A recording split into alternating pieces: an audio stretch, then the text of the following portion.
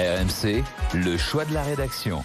Et le choix de la rédaction, c'est avec vous, Rachel Sadodine. Bonjour Rachel. Bonjour Pascal, bonjour Martin. Et RMC s'intéresse aujourd'hui à un métier encore peu connu, celui de manager de centre-ville. Ouais, le 7 novembre dernier, Serge Papin était l'invité de RMC, le ministre des PME. Il disait vouloir pérenniser, professionnaliser ce métier. Rachel, vous êtes donc allée à Ernée, c'est en Mayenne, à la rencontre d'une manageuse de centre-ville. À une demi-heure de route de Laval, chef-lieu du département, le clocher arrondi de l'église d'Ernée se dessine au milieu des champs. Je retrouve Anaïs dans le centre-ville de la commune de 5000 habitants. On commence le mardi matin par un petit tour de marché. Bonjour Alice, ça va aujourd'hui? Je connais tous les commerçants. On a 90 commerces et artisans sur la commune d'Ernée. De l'habillement, de la déco, bijouterie. Vous, depuis que vous êtes arrivé, vous avez participé à l'ouverture de combien de commerces? Une dizaine de porteurs de projets, je pense. On va pouvoir aller voir du coup un commerce que vous avez aidé à ouvrir?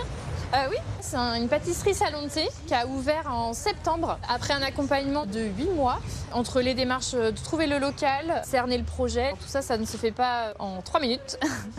Donc voilà, on y va. Tartelette, chocolat cacahuète, Paris-Brest, éclair au spéculoos. Cela faisait 3 ans que Léa voulait ouvrir sa pâtisserie. Un rêve devenu réalité grâce à sa rencontre avec Anaïs. Je suis d'origine d'Ernée, donc je connais quelques commerçants par ici. Et en fait, on m'a conseillé Anaïs, donc j'ai pris contact avec elle. Et depuis l'ouverture, j'ai du monde et du passage tout le temps. Des clients qui commencent à être des clients même habitués. Beaucoup de commandes. Il y a des choses qu'on ne sait pas, donc ça a été un gros plus d'avoir Anaïs pour monter ce projet. Car la manageuse de centre-ville s'occupe non seulement de trouver le local en lien avec les propriétaires, les agents immobiliers, elle accompagne aussi les futurs commerçants dans leur démarche auprès des banques. Et avec l'appui de la mairie, les projets se concrétisent beaucoup plus facilement. Mais alors Rachel, ça veut dire que tous les commerces se portent bien à Ernée, que la ville ne connaît pas la crise ?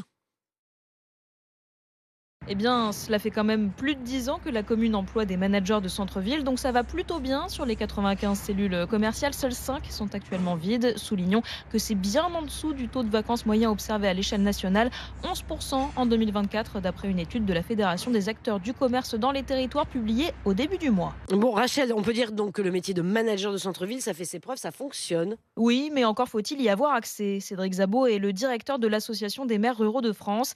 Il salue l'idée, mais reproche à l'État de ne pas avoir réfléchi à une manière d'adapter la profession de manager de centre-ville aux communes rurales. Ce que constatent nos adhérents de notre réseau, c'est qu'ils n'ont pas tous nécessairement la capacité financière, soutenir les velléités des élus locaux et ruraux à créer ou maintenir du commerce au milieu rural suppose de débloquer des fonds, des ressources qui permettent aujourd'hui de penser la question du commerce rural de manière coordonnée avec le maximum de communes dans un périmètre donné. Cédric Zabot propose par exemple de créer des postes de manager de centre-ville itinérants, partagés entre plusieurs villages, financés pourquoi pas par des communautés de communes.